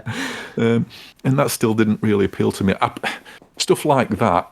I just want a good old fashioned deathmatch. Throw 16 players in there for free for all. That'd have done me. And I think the other thing really was they never seemed to expand it much beyond that second game mode, did they? No. And I'm sure, I think somebody said on Discord the other day that mode didn't actually come to the Quest version. No, that's right. Yeah. So it was originally launched as Echo Arena, which was just this frisbee thing, multiplayer. But Echo Combat was only on PC. That never came to Quest for some reason. I don't know why. As far as I know, anyway, that's what my understanding of it as well. Yeah. Yeah, that's what people were saying the other day, and it's like they've not done anything development wise on it, or it doesn't seem to be. There's been no new modes. There's been no pushes to sort of like get more new users into the game. No. Andrew Bosworth as well took sort of like responsibility for shutting it down. Yep. And it's like literally a couple of weeks back, he was posting about how he'd had stickers printed to give out, which basically said when people, for people in the company, when they were trying to think of what they were going to do, the sticker was, what would John Carmack do? Yeah. 2 weeks later, no, he ignored his own advice and did totally the opposite. Yeah. It's how they're wording things as well. I can't remember what last time we were on about, how they're wording that they're shutting it down. It was like, we've got some fantastic news. We've got this to tell you. Oh, by the way, we're shutting down in the end of August or whatever it is. And it's like, what? What? Yeah. What's going on? That came from Ready at Dawn, didn't it? That one. I it's really weird how they put it. It was, yeah. I was thinking maybe the way they did that was because they were sort of announcing a new project, but saying, "Oh, by the way, we're shutting this beloved one down as well." Yeah, it's a bit odd. It's kind of a playoff from Lone Echo, right? Anyway, yes, the game. Yeah. See, I didn't realise that because I'm such a hashtag pro gamer. I didn't realise it till I was playing Lone Echo and I saw a poster for it. I was like, oh, that makes sense. Yeah. Well, originally with Lone Echo, the idea was you basically booted it up and you had the single player game of Lone Echo, and then you had the multiplayer section basically on the same menu, and then at the last minute they spun it off into its own thing and then gave it away. But I was thinking with these numbers, like even if it's say it was 10,000, 8,000 active users, that to me that seems like pretty high numbers anyway for a niche VR multiplayer game. But obviously not enough. And I think there was some speculation about it, just them not being able to monetize it effectively. Nobody was. I don't even know if it had it in game. See, for me, I didn't play it. I went in a few times, but it's the same old story. I can't do it, so I throw a strop and I don't go back in. Not quite that. I have been in a few times, and it is a good game. I do enjoy it, but the monetization stuff like that, if it had that, it obviously wasn't effective, or they couldn't find a way to monetize it. I don't know, but but listen to Boz. It's not about the money. He said so himself. You must believe him, surely. Well, yeah. Oh, but as well, because Ready at Dawn, presumably they want to focus everything on this new project that they're talking about. But like John Carmack says, if they could just put a crew of a couple of developers on it, just to keep it active, keep it running, do minor updates and stuff, that would be I would enough. suggest taking maybe half the developers from Horizons and keeping them on it. I'd suggest taking all the developers from Horizons and keeping them on it. I think that's what they're trying to push there, right? They're really trying to push Horizons, aren't they? Big time with it. So I think everything else is going to the wayside no matter what. But like you said, we don't know what... I mean, Lone Echo is a brilliant game, right? So what the developers are doing there, I'm hoping it's another PC VR game, but...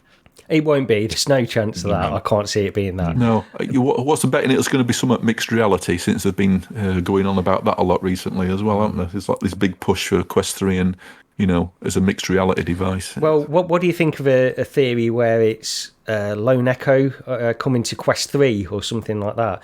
And I mean, I don't even know if I want that, to be honest. Everyone that wants to play Lone Echo surely played it anyway, I don't know. If they can optimize that for something like that, I'd be amazed, because I can barely get it to run on my PC. It was Lone Echo, when it first came out, was tough to run. You really needed 16 gigs to even to stand a chance. That's true. I find it absolutely ran perfect until the first part we go into space. And then when you look around at space, it's like a total frame drop. When that first launched, before they even patched it, when you went into the airlock, if you were running on 8 gig of RAM, it basically stopped. The game stopped. Some people were just getting crashes. With 16 gig, it were fine, and then they did optimize it and bring a patch out later, which is supposedly helpful. I've still yet to finish it because I'm only so far through, but it's fantastic. It's such a brilliant game. Oh, it is. Yeah. It really is. But yeah, I mean, I would just saying that really, I don't really think they will do that. But a new project, like a new IP or something like that would be designed for standalone, but have that level of sort of.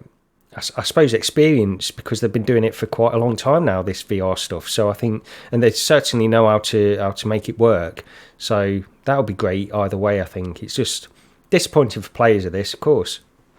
It's like, do you ever get the feeling that Meta just don't realise that the people who buy Quests actually buy Quests to play games on? Yeah, I know. Rather than going to Horizons, or look, we're going to be doing all this. We think that mixed reality is what everybody wants, and it's like, well, what people want games. Make games, put money into games. You'll get a return. You'll get a return, but that's not going to fulfil Zuckerberg's dream, because it's easy to see. Zuckerberg wants AR glasses. That is his end goal of all of this, in my opinion. All he wants is to get AR glasses and then use that as a replacement for mobile phones. That's his end goal. In 15 years' time, that's what he wants to get to.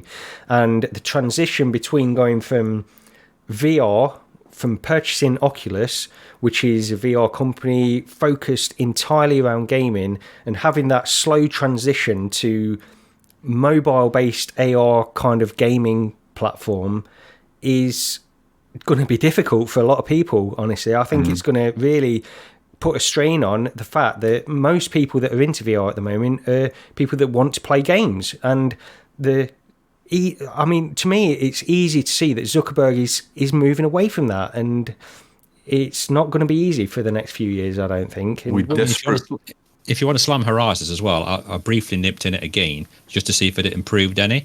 And I think I was in it 5 minutes before I thought, I don't want to go back in there ever again. I mean, I was in like the open lobby area, and there must have been at least 3 Meta employees there. I can't remember what it said above their head, but it was like, oh, hi, Deez, how are you? Welcome, blah, blah. Any problems, let us know. And it was like that. I was like, where did these come from? So there was 3 of them knocking about. I could hear kids fighting and squealing. I could hear a dog barking. I don't know how they've got a headset. And I was like, what is going off here? And I just quit. Yeah. That's my experience on it. I've never been in there really as like a social thing. I did go in and try those the development thing that you can do in there, because it looked quite easy to make stuff, and it is. I think they've got something going there with the development side and just building stuff within VR. It's not that. I mean, it is difficult to do some of the advanced stuff, but it's not difficult, just to mess around in there and get something going. And I quite enjoyed that. But as a social thing, I don't think nobody is. It improved. It improved vastly from the last time I went in it, but it was still incredibly bad as an experience. So I don't know how they're going to, or what they're going to do. I mean, I could hear them talking about, they're even trying to vote. When I actually joined in, they were trying to ban some kid. as soon as I joined in, I'd seen a vote come up. Do you want to kick blah blah blah from me? I thought, well, I've just come in here, and you're already kicking people out. So you went, yes, please. Yeah. No, it actually got voted to stay in. So, but yeah. Yeah. Okay. Well, Echo VR is shutting down. So the next thing to quickly mention, Meta are offering 2 free games with the Quest 2 purchase. And this is happening between February 5th, so a couple of days ago, until March the 6th. And on the dates on the Oculus website, it said, I'm using the American because I'm assuming they've put it in the American format for dates. It's March the 6th and not the 3rd of June. So I assume it's March the 6th anyway. But yeah, Golf Plus and Space Pirate Trainer DX will be free for that time if you buy Quest 2. So yeah, good news, I think. Good all round. I mean, didn't you do this offer before with Beat Saber, right? When you bought a Quest 2, this is basically, they did Beat Saber, didn't they? And then for a short time, they threw in Resident Evil 4 as well. Yeah. See, because I got a second Quest 2 gifted to me very kindly by Paradox K, and it came with, don't forget you can claim Beat Saber. But I already got Beat Saber, so I couldn't claim it. And I thought, well, why not give me the option to gift it to somebody else then, to give them Beat Saber if they've not got it? Yeah. Well, that was a bit weird. It was like, oh no, we've already got it, so tough. You know what I mean? Before we get onto these this Next Fest, the Steam Next Fest, which we'll talk about a few of these games, just quickly mention that Half-Life 2 Episode 1 mod, which I think we mentioned last episode, if I remember, but it's got a release date. Yeah, that's right. Yeah, so it's got a release date of March 17th now, so it's not very far away. That's not. They've worked quickly on that. And I was listening to the VR gaming podcast as well, and they were talking about going back into Half-Life 2 VR, which I've still not done. I need to go back in there, but they've said that they've still been working on patches and things like that, and made a few things a little bit better in terms of UI or and things like that. The ladders they mentioned as well. So I need to go back in. I want to play through that some more before I even think about getting to Episode 1 anyway. But little asterisks for it, especially for Rog. Send the ladders. yeah, the ladders. Yeah, the part with the ladders I had an issue with, because after a while somebody was saying that just let go of the ladders at the top and that's okay. Yeah. But there was sections where you have to let go of the ladders halfway through, like halfway up the ladder to get to a platform that's halfway up, and that, I think that's maybe the issue that I had with it. I don't know, can't remember now. It's been a while since I've gone in. I need to.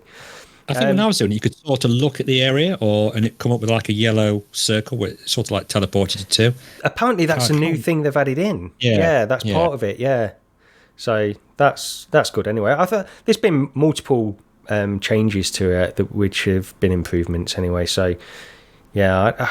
Why is it that I've not played that? Because that was one of the things that is just really compelling. It's all this other stuff. It's Windlands 2 and everything else that seems to keep coming out and distracting me. As VR mods go, it's the most native VR mod you'll get, I think.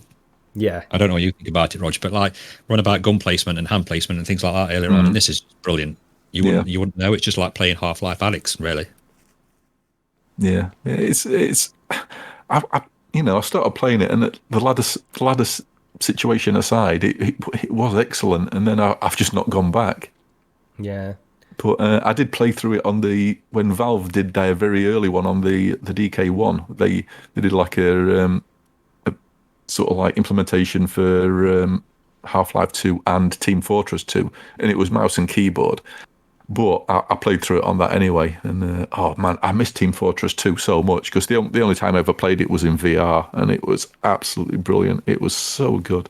I'm always gutted that they never did a full-on implementation of VR for that. Yeah. So before we get on to Next Fest, the last thing we'll mention is this rumour which was on Mixed Reality News. It was a report on there where Lee, you sent this through to me actually, where I saw it. This is the fact that the Meta Quest 2 is rumoured to be getting a new PC VR client without Rift support. So the thing is, this PC client for Oculus, the Oculus desktop app, it's old and it's very, it gets updates, but it doesn't change. There's nothing that really changes with it. It's still pushing games from the store which are old, and all of these other things. So the fact that if this rumor is true that it's getting a new client for, even if it doesn't include the Rift, if it's for the Quest, I think it's a positive. What do you think, Lee? Yeah, I think it's a good idea. I mean, it is quite dated, isn't it? Especially when you're using the Quest 2, and it can be a bit confusing as well. Some of the options are a bit weird, and you're sort of like in a massive area. It's just like a grid, isn't it? And it's an empty grid, and it's all grey. And I've never liked the look of it, but I think it make it easier to use as well. But I think it's just ruined with that. This is just going to be for the Quest 2, right? It's not going to be an update for the Rift S, I don't think. No. Yeah, they're ditching the Rift altogether. Yeah, which makes sense. They've ditched the Rift ages ago anyway, so we can only expect it for Meta now. And basically goes back to what we were saying before. They're moving away from PC altogether, but the fact that they want to still implement this kind of client means that, to my mind, the reason they want to do this is not to produce games for PC anymore. It's because they want people with these mixed reality headsets to still have access to their PC so they can do work-based stuff. That's all what it comes down to. It's all about productivity apps and everything else. That's the only reason they're doing it. But if we can still get access to all our PC games in VR through the Quest with this new client and it works better, then that's got to be a bonus anyway. Yeah, true. It's rumored to be. When is it rumored to be? It's like between July and September, I think I read, if I remember correctly. Something like that. Yeah, that's right, actually. Sorry to interrupt. I'm just scrolling down the article now because Thrill Seeker actually leaked this. But Mixed Reality News reported on Thrill Seeker's tweet. So he put down the current Rift PC VR software will become deprecated as a new PC client that does not support Rift or Rift S is introduced around July to September 2023. He does put it's a rumour, but a pretty strong one. So see what happens with that. I could see them doing it. I had quite a few problems with my Rift S just recently. Every time I move it a millimetre above my head, I'm checking stuff when I'm recording. It's like, reset your Guardian. I keep putting my controller on the floor and doing all that every single time I was doing it. And it's not just me. I know VRAM was having trouble with it. I think Dr. Greg was having trouble with it. So we're all having these things and all these bugs that we want to try and get Meta to fix. But obviously they're not bothered about sorting their out there. No. Allegedly. So I don't get sued. Okay, well, we can move on to this Steam Next Fest. So this is between February the 6th and 13th. So it's this week when the podcast is out. And there's a lot of demos on there. It's not just VR stuff, but we'll be talking about a few of the VR things that we've tried on this. So these are demos that you can download, give a try to for forthcoming games. And, well, Rog, go over to you first. Which ones have you been playing on these? Right, I I went through 3 of them. First one was, I'm trying to get the name right. I have to click on it. There we are. Formula Retro Racing World Tour. This is basically wanting to be Virtua Racing, the old Sega arcade game. Yeah. It doesn't quite get there. I mean, again, this isn't a game that's out yet. It's it's a demo for that. It might get there. It just feels a bit off. It's a low poly style game, just like Virtua Racing was, but I don't know. There's just something that's not quite right, and I can't put my finger on it. There's 2 sort of modes you've got. You've got like basically sort of F1 racing cars, so you've got the full sort of Virtual Racer look. Though the cockpit isn't fully modelled, it's just like a flat grey slab underneath you, and then the steering wheel. So that definitely needs some work. And then the other cars are just basically drifting based cars, and that's got possibly one of the worst control schemes I've used on a racing game. Full stop. You can't even begin to turn without suddenly drifting. It's just so twitchy. I found it uncontrollable.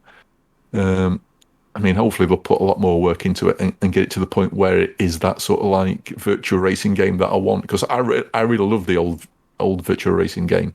Yeah, it's the only reason I'd want a Nintendo Switch, because there's a really good version of virtual racing on that. If this is the video I saw in our drive, you totally nailed that first corner, Rog. Yeah, I do get what you mean by the virtual race thing. It looks kind of cool. I like the retro style of it, how it looked. Yeah, it's just I don't know. It just doesn't feel quite. It's just not quite there. Let's say. Go on. You can. I better say again. It's just a demo. It's still being worked on. So yeah, I went in there just like very quickly before we'd started recording this because I'd not really tried anything except one, which we'll talk about in a minute. So I wanted to try. This is one that stuck out to me because I saw a couple of people making videos on this one actually as well. But yeah, so it's a flat game as well. It's not just VR, this one, isn't it? So you can pick it up and flat, and then you can go into the VR mode. Then you find yourself in front of this arcade cabinet. I was trying to play it with motion controllers, but I don't think you can you? Do you have to use a gamepad for it? I was using my 360 pad. Yeah, I think because I couldn't do anything once I went in with motion controllers, and I wasn't near my PC when I was using it, so I just thought, I've not got time to really get into it now. But yeah, I mean, the aesthetic looks pretty good at least. But I will try it. I will definitely try it anyway. It looks appealing, but if it's got issues and stuff, yeah, it's definitely got issues, no doubt about that. But I think a lot of the Next Fest demos do have. Yeah. Every time I try them, I'm like, oh, it's not something I spend a lot of time trying the demos of because they're usually that bad. And I just think, there's early access, there's early alpha, and there's alpha, pre-alpha. Yeah. And I think these are what these are, just to try and get something just to show people a general idea of what they've got planned. Yeah, really. Definitely. I mean, the second one I tried was Vreken. And please stop putting VR in a name and try and make it sound like a word, because obviously they think it sounds like Tekken, and it's not even, it's a first person sort of beat 'em up, and it's just bad. You can walk up to a character, stick your controller in its face, wiggle your hand about in a small circle, and get sort of like multiple hits on them, and then they fall to the floor. I just thought it was pretty terrible, really. So I'll just ignore that one and move on. And the third one I tried was, goodness, VR in the name, VRNoid, basically an Arkanoid ripoff. And I know you tried this, didn't you, Lee, and said you didn't like it. Yeah, no, I didn't. I don't know if it's something to do with the angle of the table or what was happening. I got quite, I think from looking down and then looking up, I'm not sure if it sort of moves it, but I got quite motion sick playing it. And there's that many things, you were knocking the ball about, when you, or whatever it was, and then it was like heart coming towards you to try and pick up, and things were falling at you, and I couldn't concentrate enough to do all three things at once. Right. But I think the angle of the table confused me a bit. Oh, right. I actually really like this one, surprisingly. I think I played it for about maybe 30 or 40 minutes or so before moving on, and I thought it was sort of well done. There's definitely a few things that I'd like changing. It's like, so it's basically sort of Arkanoid crossed with air hockey, and there's even an air hockey mode in it as well. Yeah, there is. But, I mean, the air hockey mode is quite cool, although I would say I probably scored more in my own goal than what I did there. I missed it quite a lot. Yeah. It's Arkanoid in VR. But instead of like a long paddle, you've got an air hockey sort of puck, what you knock the ball with. I wish the puck's the wrong word, but the thing you hold, I wish it had actually collide and sort of rest on the table, but it doesn't. It sort of goes through the table as well, so you have to sort of hold it on at the correct height, which was a bit weird. But it did a few different weird things. It's like at one point, one of the levels you get to, there's actually a gun turret in the middle of all the bricks that you have to destroy, and every so often it'd shoot at you. So you sort of you're trying to whack the ball up the table at the same time you're dodging with your head to avoid the incoming fire and stuff like that. And I thought it was pretty good. I enjoyed it. What other ones did you try then, Lee? I don't know if you guys tried the Golf on the Moon one. No. Did you guys? No. Well, I think like you mentioned earlier on, Rog, didn't you, that they've updated it since I've tried it. So whether it was the version that I tried that just sent me totally insane and infuriated me when I was playing it or not, but it was one of those where, I mean, it's a brilliant idea, because who doesn't want to play golf on the moon? You know what I mean? But the ball, the actual golf ball itself is quite big. So I would say it's like a small football, something like that. And you've got your putt. But I find every time I try to hit it, the noise would say as if I did, but it would still be there. And then I'd sort of pull my club back thinking, why hasn't it moved? And then I'd hit it, and then it'd go behind me and I'd knock the clubs over or things like that. So I think the collision detection was slightly off. And then when I was like trying to tap it slightly, it would fly for miles, which I presume it would do on the moon anyway. Or I was just getting really frustrated with that, and it was just flying everywhere. And it was just, if I could have pulled my space helmet off, I would have done. Can I just say that I'm just doing the video version of this podcast as we talk about this, and your points that you were bringing up are aligning perfectly with what I'm showing you on the screen. I can remember it. It's just burned into my retinas. When Rog was talking about his game as well, VRNoid, I was like, this is lining up perfectly. This is unbelievable. But it was kind of cool. I mean, they do have things like the I don't know if it's not called a rover, but the one that landed on the planet and that's slightly hovering above. So it's like the booster was coming out below, and then a bit of a level I played where it's got cheese moving back and forth. So I mean, it's quite funny touches, but I just find it really troublesome as it is now. I suppose when they do sort out these little things like collision and that, it will be a lot better. But man, you think I'm bad at Walkabout Golf? Well, this is the thing as well with mini golf games now. It's like you just sort of think, well, maybe sort of like Mighty Coconut just need to get their act together and do like a NASA inspired course on the moon or something. That's exactly what I thought while I was playing it. This would be cool if they brought this out as a level. Yeah. I think you've got a tough sell, doing a mini golf game to compete with the Walkabout. I think it's a bad idea. Yeah. I did play. Is it Gazzlers? I think it's called Gazzlers. It is, yeah, it's called Gazzlers. It's very much. I tell you that I got scared to death when I first started playing it because it's all dark when you first load the game up. So I'll just give anyone a warning. You can hear like little things talking in the background, and all of a sudden it'll go, da-da! Like minions when they pop on and all that sound. Like it did that. It's very minion-y. Yeah, it shakes on the video, and that's me panicking. I'm like, oh, what's going on? But that kind of did me straight away. But yeah, you're sort of on the back of a train, and it's got that Borderlands kind of style, cartoony graphic, which I think always works quite well. Yeah, and you're shooting things coming at you, and you can pick pickups from the side of you to arm your gun. I didn't realise I could do that. I kept saying, you've got no ammo, I'm thinking, well, why? Well, I've not picked it up to put in the gun. That helps. But I think that's going to be an interesting one to keep an eye on. I mean, I got the lowest score, I think, on the entire game. But I didn't survive very long. It's one where it's sort of a bit like one of them fitness things again, where you are shooting, but then you're dodging the bullets. You're moving left and right, and you're up and down. So it's getting the fitness in as well. I think it's one to definitely keep an eye on. This is the other one that I tried actually, and I like this. I really like this. For what a lot of these games are in Steam Next Fest and all the forthcoming VR games, a lot of them are these kinds of little indie arcade games as you would expect. It's like that kind of stuff. And this. I mean, it's really well polished already. I didn't have any bugs in this one or anything like that. It's very pretty. Yeah, it looks great. Like you say, it's got that Borderlands kind of aesthetic thing to it as well. Yeah. And I thought this was pretty good. This is definitely one to look out for me. If very arcadey. It's wave shooter-ish, really, but a good one. Is, I would say, a good one. Enjoyed that one actually. So that's pretty much it. Is there anything else that you played, Lee? By the way. No, I think the only ones I spoke a couple about with you and Ross to maybe try a later time. I don't know. And usually they add them as well. I don't think in the week some developers will pop them on. So it's always worth keeping an eye on Next Fest. But if it's hard to find when you first load it up in Steam, I mean, even I struggle. I thought, where's all the VR stuff? The VR category is the very end one, right hand side. Yes, so after you see all the games, then the VR one's there, and it will pop up a list of the games that you can play. Yeah, but hopefully they'll add a few more as well. Yeah. But no, I didn't have a chance to try any more. But I mean, I will try a few, hopefully this week if I can. Yeah, it's interesting to try them, but like you say, what you were mentioning earlier, it's like there's alpha, there's pre-alpha, and some of them do stray a bit too far in that, don't they? With these. But I wonder sometimes if some developers put them out and it puts people off, maybe. I think they might try them and think, what's this? Yeah.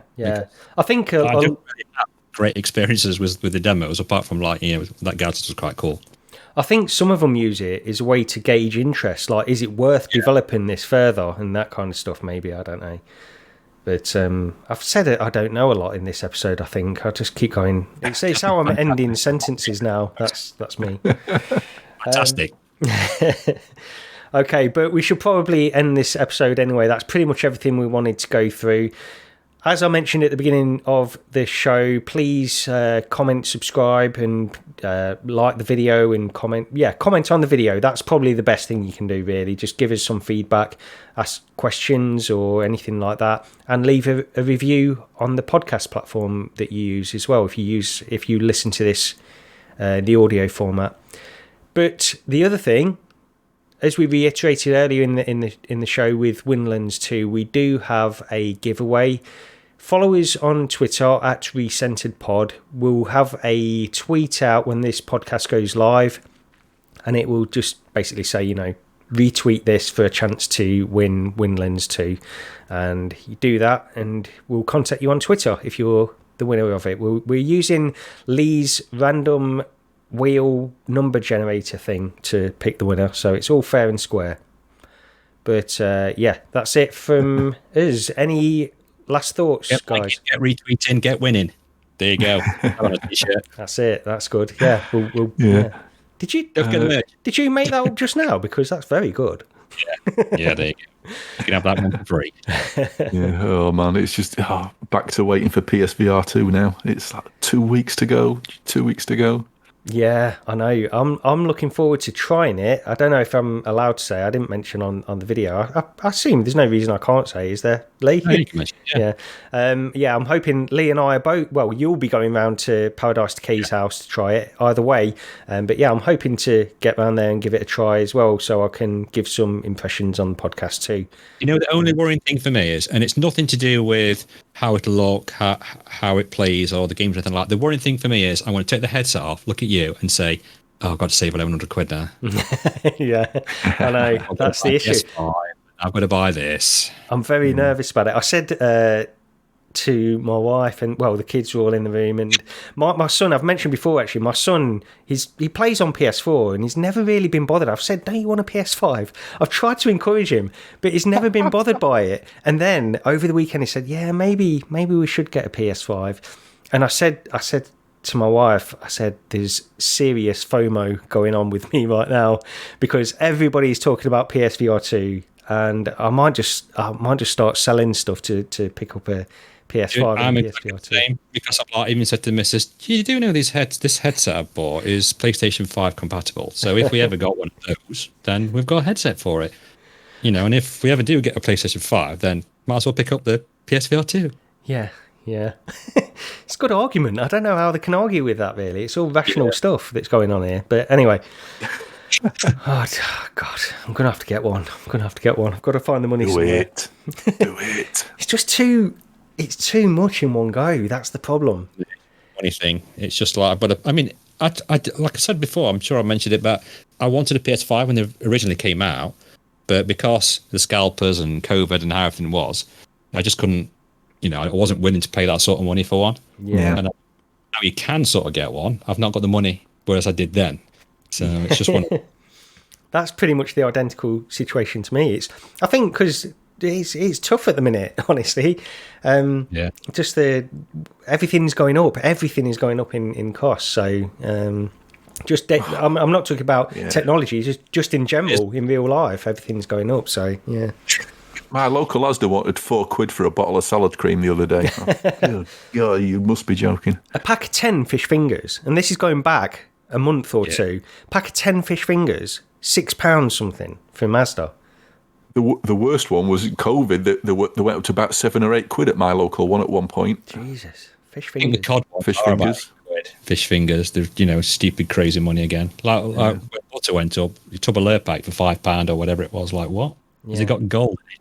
Are we still recording this, by the way? We've accidentally forgot to finish the podcast. That's true. We're into the random half-an-hour chat we have afterwards. Talking about fish fingers every week. Fish fingers. By now. Right, anyway, that's it for Recentered, a podcast about VR, believe it or not. And we'll be back in a couple of weeks anyway. But thanks for watching. Thanks for listening. We'll see you then. Bye. Cheers, everyone. Take care.